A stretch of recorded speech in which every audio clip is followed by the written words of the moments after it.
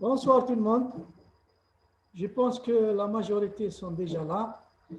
On va continuer toujours d'accepter les demandes pour rentrer à la salle. On va continuer cet après-midi sur le cas pratique de ce qu'on a vu ce matin. Donc, c'est par rapport au plan personnel.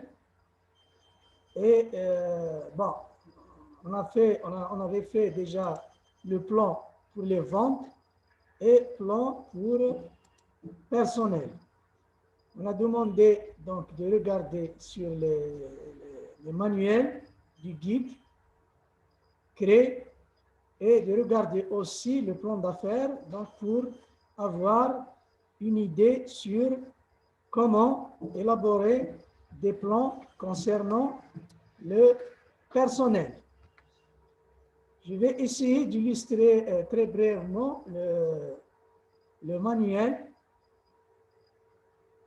Donc, on va partager et on va essayer de voir ensemble le manuel, la partie qui concerne le personnel. Donc, si vous voyez ici, l'exemple, le cas pratique qu'on utilise toujours. Donc, la première entreprise, donc c'est l'entreprise des produits bio. On a ici les besoins en personnel et les coûts. Voilà le tableau utilisé ici. Voilà l'exemple. On va vous expliquer cet exemple. Et de la même manière, donc vous pouvez effectuer votre tableau concernant les besoins en personnel et les coûts dans l'élaboration de vos plans d'affaires.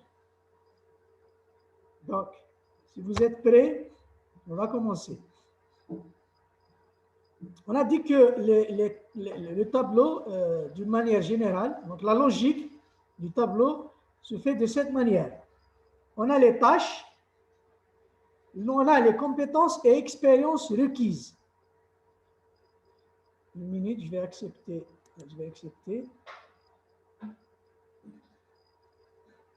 Bon, on a les tâches, les compétences et expériences requises pour chaque tâche. On a la tâche va être effectuée par, donc le nom de la personne qui va effectuer cette tâche. On a le salaire mensuel, le salaire net qu'on doit marquer ici. Il y a aussi les autres coûts qu'on doit payer à ce salarié. Parce qu'on a dit, il n'y a pas que seulement le salaire net à payer pour les salariés. On a le salaire mensuel, on a les contributions à la caisse des assurances et aussi, dans notre cas, on a ce qu'on appelle l'IRG qu'on doit payer pour les salariés au niveau de notre entreprise. Donc, si vous recrutez des gens, vous devez respecter la réglementation et même si vous n'êtes pas dans votre entreprise, vous êtes un manager ou bien gestionnaire de ressources humaines, donc vous devez respecter la réglementation en payant les gens les salaires nets et aussi leurs contributions. Par rapport à notre réglementation, donc on va faire ça en détail dans la formation GERM, gestion des ressources humaines, mais à titre d'information, vous savez que la réglementation, vous devez payer les gens donc au-dessus du SMIC, le salaire minimal, qui est maintenant 18 000 dinars. Vous devez aussi payer aux gens leurs contributions,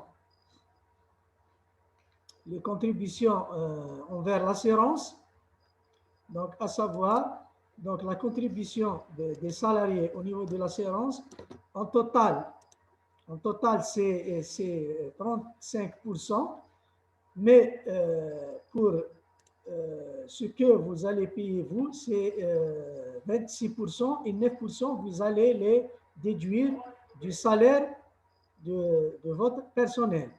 Donc, vous allez lui déduire dans la fiche de paye 9% de la base salariale, vous allez la garder, vous allez ajouter vous-même les 26%, comme ça, vous allez payer une assurance de 35% de la base cotisable de la base du salaire. Donc, vous allez voir ça dans la fiche de paye.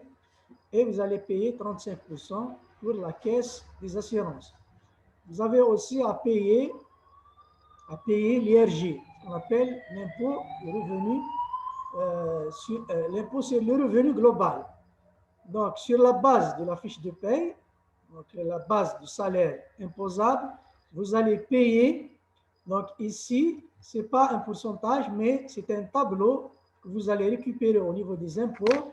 Ce tableau, il va vous orienter combien payer IRG pour chaque salaire. Donc, à partir de 12 000 dinars, vous aurez à payer une somme. 12 500, vous allez payer une somme. Donc, c'est un tableau indicatif qui va vous orienter à payer l'IRG salaire de vos salariés. Donc, ça, à titre seulement d'information. Mais tous les détails, vous devez les faire dans la formation détaillée gestion des ressources humaines. Bon, on va revenir à notre tableau ici, à l'explication de notre tableau. On a dit que on a la colonne sur les tâches ici, dans notre exemple, dans la colonne tâches, il a déduit que d'après son étude, qu'il a besoin d'un directeur de production. Il a déduit aussi qu'il a besoin d'un superviseur de production.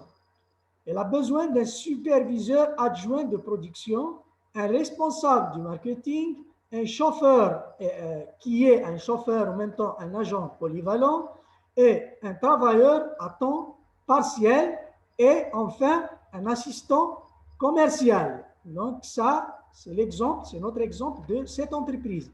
Il a déduit dans ses recherches qu'il a besoin de ça parce qu'il a fait un plan et dans le plan, il a déduit qu'il a besoin de ça.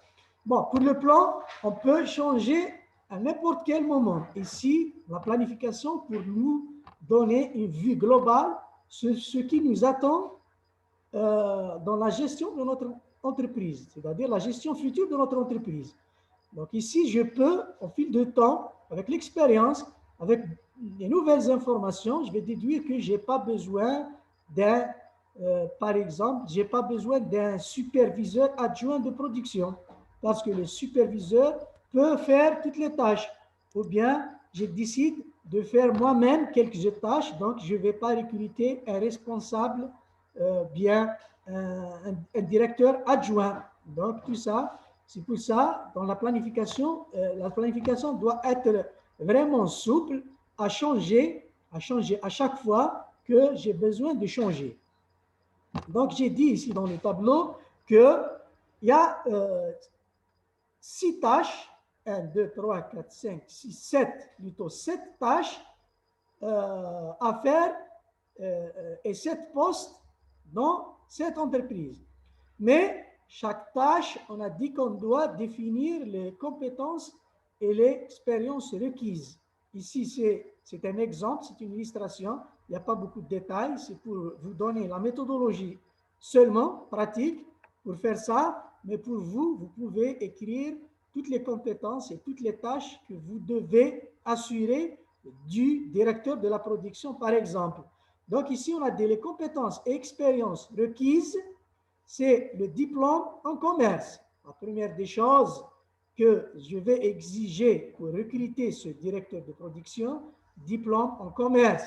En plus, je peux dire que expérience de 2 ans, de 5 ans, donc selon la complexité des tâches de ce directeur de production.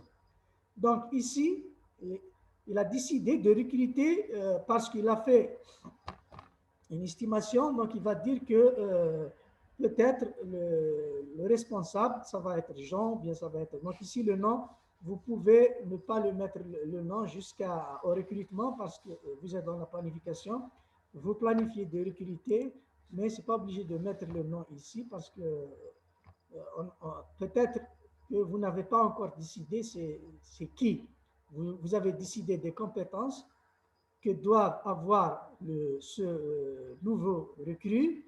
Vous avez dit qu'il faut avoir un diplôme de commerce et une expérience, mais le nom peut être, ne pas se mettre ici. Le salaire mensuel. Donc, pour le salaire mensuel, ici, d'après les informations et la recherche, il a déduit que un directeur de production, le salaire minimum, bien le salaire moyen, ça coûte $900. Ici, dans notre exemple, ça peut être autre chose dans votre exemple, ça peut être 50 000 dinars chez nous, et ici, dans l'exemple, c'est $900.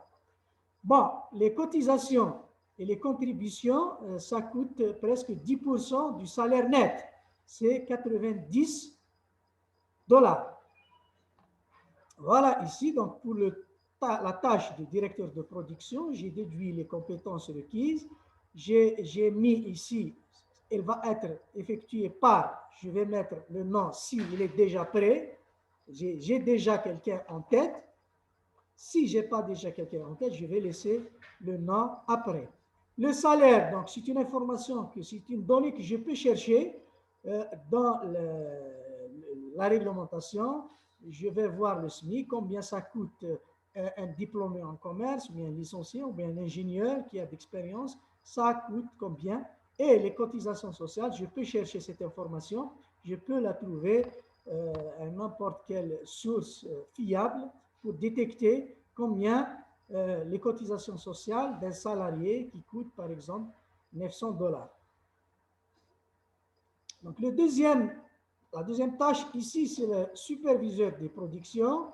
On a dit que la compétence et expérience requise, c'est expérience science avec un diplôme en administration, donc un scientifique. Dans la production, peut-être ici, si c'est la production alimentaire, donc on a besoin de quelqu'un de contrôle qualité alimentaire, par exemple, effectué par qui va effectuer la tâche. Le salaire, donc ici, on a mis $700, et puisque c'est 10%, donc la réglementation, ici, dans le pays où on a pris cet exemple, c'est 10%. La contribution des caisses et des impôts, c'est 10% du salaire, donc ça va être $70 comme contribution à la caisse sociale et aux assurances qu'on doit payer à cette personne qu'on a recrutée pour ce poste. On a le troisième tâche, les responsables du marketing, c'est la même chose. On a le chauffeur, ici on a besoin d'un chauffeur, en même temps un agent polyvalent, donc il doit avoir un permis de conduire, une expérience par exemple. Le coût c'est 150, je paye 10%, donc c'est $15. Et j'ai besoin ici, dans notre exemple, d'un travailleur à temps partiel. Il doit avoir un certificat en agriculture biologique. Il va travailler à temps partiel, 1 heure par exemple. Bon, c'est $1 par heure. À chaque fois qu'il vient, il va travailler, chaque fois qu'il travaille 1 heure, donc on doit lui payer 1 heure. Donc, s'il n'est pas déclaré, donc on peut ne pas le déclarer puisque c'est de la sous-traitance. On le sous-traite pour faire ces tâches parce que dans la réglementation, quelqu'un qui sous-traite, c'est lui de payer l'ERG. Donc, ce travailleur à temps partiel qui n'est pas déclaré chez nous, donc c'est à lui de payer les 10% de l'ERG aux impôts, ce n'est pas aux employeurs de lui payer parce qu'il n'est pas déclaré chez nous. Ici, on a l'assistant commercial. On a au moins expérience d'une année dans la vente de compostage de fumier aux agriculteurs. Si vous voyez ici, donc le total, c'est $320. C'est quoi les $320 ici? Donc, c'est toute la masse salariale que j'ai besoin dans ma planification de recrutement. Donc, ici, on a déduit que j'ai besoin, pour recruter des gens, j'ai besoin d'une masse salariale de chaque mois de $320. Voilà dans notre exemple. Le deuxième exemple, c'est la même chose, c'est le même principe. La deuxième entreprise, on a dit que ici, d'après notre exemple, on n'a que 2 tâches. Dans cette entreprise, les besoins En personnel, on a besoin seulement de 2 tâches. La première tâche, c'est achat et gestion des stocks. On a besoin de quelqu'un qui va s'occuper des achats et de la gestion des stocks. Et en même temps, ici, je n'ai pas besoin de recruter quelqu'un qui s'occupe des achats, de gestion des stocks et quelqu'un qui va s'occuper des ventes. On a décidé de prendre les 2 tâches en même temps et de créer un même poste pour qu'une personne, donc ici c'est pour maîtriser les coûts, pour une personne va s'occuper des achats, de gestion des stocks et aussi des ventes. Donc c'est un poste qui regroupe 3 tâches. Ici, c'est un gestionnaire dans compétences et expériences requises, gestion d'entreprise et gestion des ventes. Celui qui va s'occuper de ce poste, il doit avoir une compétence en gestion d'entreprise et gestion des ventes. Si j'ai quelqu'un, déjà, donc je mets le nom, sinon je vais laisser le nom. Le salaire, dans notre exemple, c'est de 600 et les 10% des contributions pour les assurances, c'est 60. Donc, 600 plus 60, 660. La deuxième tâche dans notre exemple ici, c'est vente et services clients dans le magasin. Ici, vente et services, on a besoin d'une tâche de faire des services, notamment les services peut-être après vente et la réception. Ici, la compétence requise, c'est expérience de la vente avec une certaine connaissance des produits verts. Un employé à plein temps, ici, on n'a pas le nom, on ne sait pas, on n'a pas une idée. Le salaire, donc on a ces 300 plus les 10%, donc 30.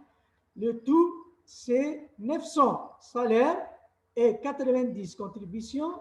La masse salariale de cette entreprise, chaque mois, c'est 990 $. Pour cette entreprise, déjà, avant de la créer, on a déjà une masse salariale, c'est-à-dire un salaire net plus cotisation qu'on doit payer, c'est 990 $.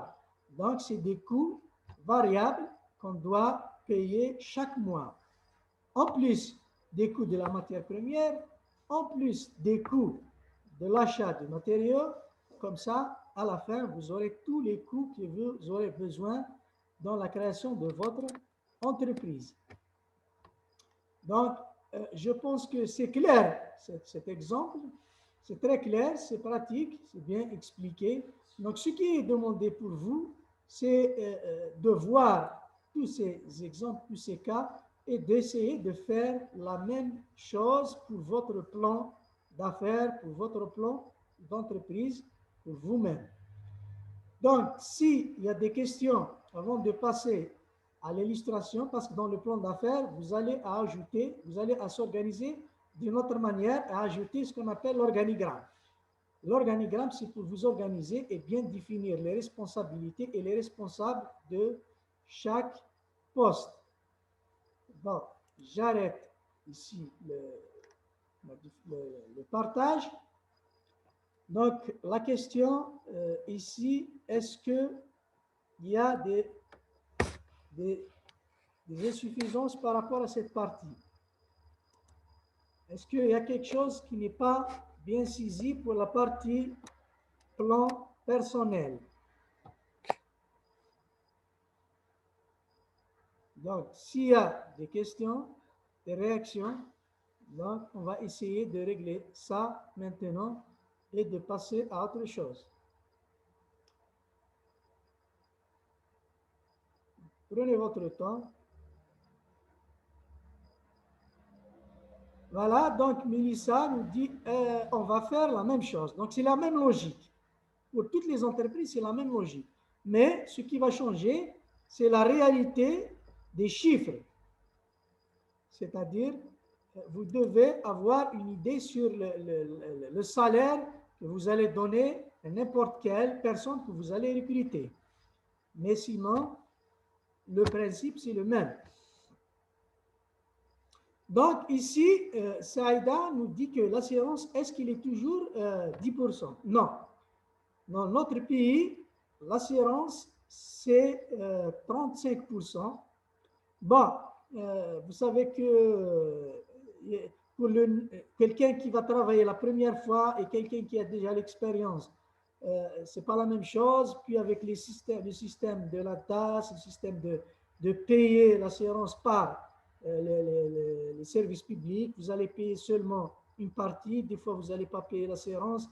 Donc, il y a toutes les réglementations et qui changent à chaque fois ici en Algérie. Donc, vous devez avoir les informations réelles parce que ça change.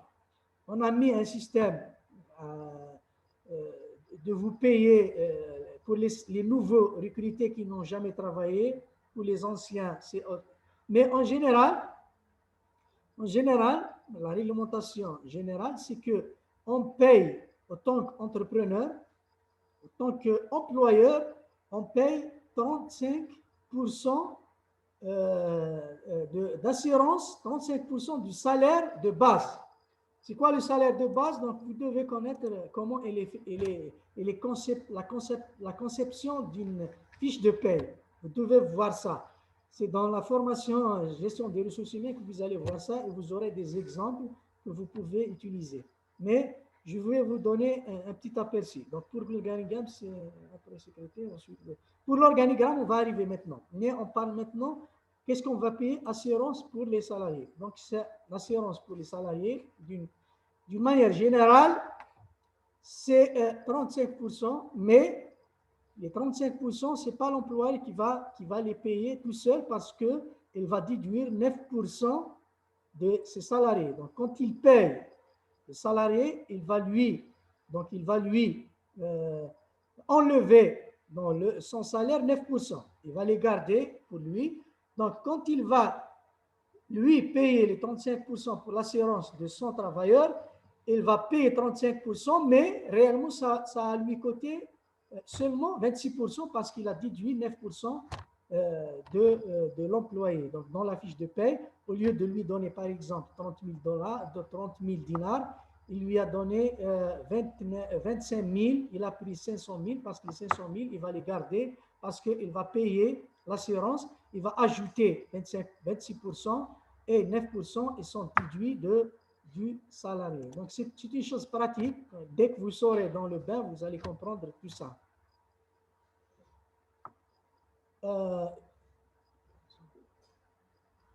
Il a écrit 7. Bon. Je n'ai pas compris la question ici. Voilà. Est-ce qu'il y a d'autres questions? Mais sinon, on va passer à autre chose. Notre idée d'entreprise, on va faire un tableau.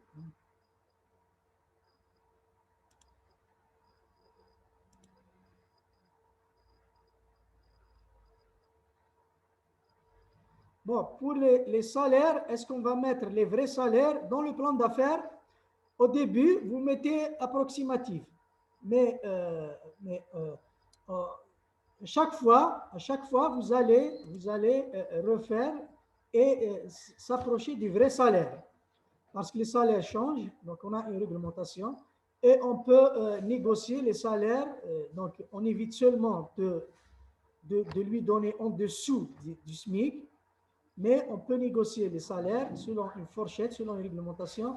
Donc, vous allez faire les salaires approximatifs parce qu'on ne peut pas tomber à chaque fois. Donc, vous pouvez planifier pour un salaire de 30 000 dinars et dans la réalité, quand vous allez commencer, vous allez trouver que vous devez payer 40 000 dinars et non pas 30 000 dinars. Donc, ça ne fait rien. Donc, c'est approximatif. Donc, la planification, ce n'est pas juste à 100%, mais c'est pour nous donner une idée que quoi on va payer une masse salariale qui peut être 10 millions, qui peut être 11 millions, qui peut être 12 millions, qui peut être 9 millions. Donc, ce n'est pas ça le problème. On ne cherche pas les sciences exactes ici. Mais le fait de planifier et d'avoir une idée que je dois payer une masse salariale, c'est déjà un bon commencement pour quelqu'un qui veut créer une entreprise.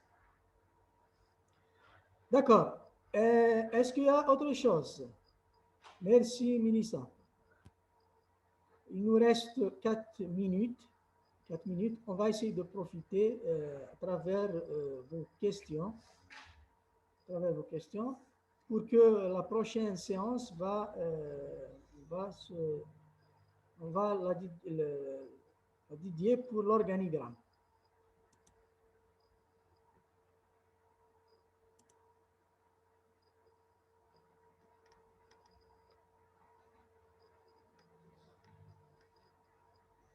Donc ici, j'ai la question de visa.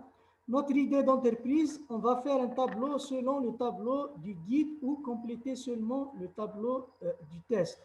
Donc, l'essentiel, c'est le tableau du plan d'affaires, là où il y a le test. Vous testez vos connaissances. Mais vous prenez une idée générale dans le guide et vous allez faire le travail dans le test. Vous complétez seulement le tableau du test. Mais vous allez prendre l'idée, la logique, l'idée générale dans le guide. Donc, le guide sert à vous guider et le travail pratique, vous allez le faire dans le tableau des tests, comme vous l'appelez, tableau des tests. En effet, c'est pour tester, vous testez vous-même à faire un plan d'affaires, c'est tout. Ce n'est pas un test d'examen comme l'université.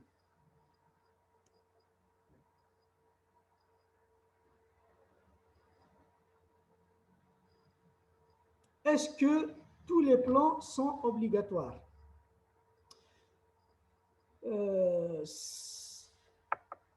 Toujours la logique, est-ce qu'ils sont obligatoires pour passer l'examen et avoir le diplôme? Ici, on n'est pas dans l'obligation. Ici, on est dans l'obligation de chercher des compétences et d'avoir une compétence à la fin. Si vous voulez avoir toute la compétence, vous devez se débrouiller à faire tous les tableaux. Si vous voulez faire une partie partielle, vous aurez une compétence partielle. Donc, vous êtes libre. Parce que le jour où vous allez chercher votre diplôme, on ne va pas vous dire que vous n'avez pas complété ici, vous n'aurez pas votre diplôme. Le diplôme, c'est une feuille. Mais si on voit que vous avez fait beaucoup de choses et vous voulez compléter les lacunes, on est là, les formateurs certifiés, pour vous aider à acquérir toute la compétence. Vous voulez faire 10%, c'est pas un problème. 5%, ce n'est pas un problème. Mais ayez dans la tête que si vous cherchez des compétences, il faut chercher la pleine compétence parce que vous l'aurez besoin. J'ai dit que si vous voulez être recruté avec un diplôme managérial, on va mettre vos compétences en épreuve. Donc, vous n'allez pas être recruté par rapport à une feuille ou bien un papier. Donc, c'est un diplôme économique pour les entreprises économiques. Ce n'est pas pour l'administration publique où vous pouvez passer inaperçu. Non, c'est du business, c'est de l'entrepreneuriat, c'est la compétence seulement. C'est votre compétence seulement qui va jouer le jeu. OK. Donc, si jusqu'à présent, bon, ici, est-ce que tous les plans sont obligatoires pour une entreprise? Je m'excuse, donc la question ici, ce n'est pas pour le diplôme. Celui qui a posé la question, il a très bien posé la question pour dire pour une entreprise. À chaque fois, vous aurez un plan complet. À chaque fois, vous avez une vue très claire. À chaque fois qu'il manque quelque chose, vous aurez un flux dans certaines parties de l'entreprise. Donc, si vous avez tous les plans, vous aurez une vue globale. S'il manque des choses, donc, vous aurez des vues, des flous dans quelques parties dans la création d'une entreprise. Voilà. On va prendre une pause de 10 minutes. On va se rejoindre aussi